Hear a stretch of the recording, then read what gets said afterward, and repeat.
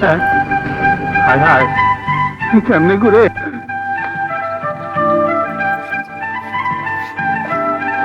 প্রশ্ন হচ্ছে চলচ্চিত্রটির নাম কি এবং সালমান শাহর সঙ্গে যে সহশিল্পী হিসেবে নারী চরিত্রটি ছিলেন তিনি কে? শাবনূর সহশিল্পী নুপুর Yes. মনে হয় নাম ছিল। রাইট।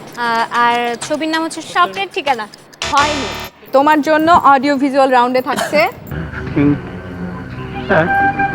হায় হায় কেমনে করে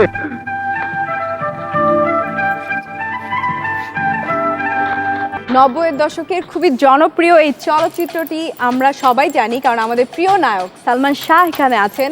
কিন্তু আমার প্রশ্ন হচ্ছে চলচ্চিত্রটির নাম কি এবং সালমান শাহর সঙ্গে যে সহশিল্পী হিসেবে নারী চরিত্রটি ছিলেন তিনি কে? শাবনূর সহশিল্পী নুপুর Yes. মনে হয় নাম ছিল। রাইট। আর ছবির নাম হচ্ছে স্বপ্নের ঠিকানা।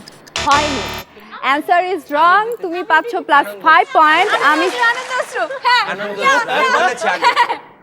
ওকে, তোমাদের ভুল, কারণ তোমরাই কিন্তু ওকে অ্যান্সারটা করে দেওয়ার সুযোগ তৈরি করে দিলে, কারণ আমি তোমাদের কাছে আসতাম। যাই হোক, আমি মার্ক দিচ্ছি লিজাকে। আগের মতোই clean. Berger easy clean fresh, দেয়ালে দাগ থাকবে না, রাখবে সুরভিত।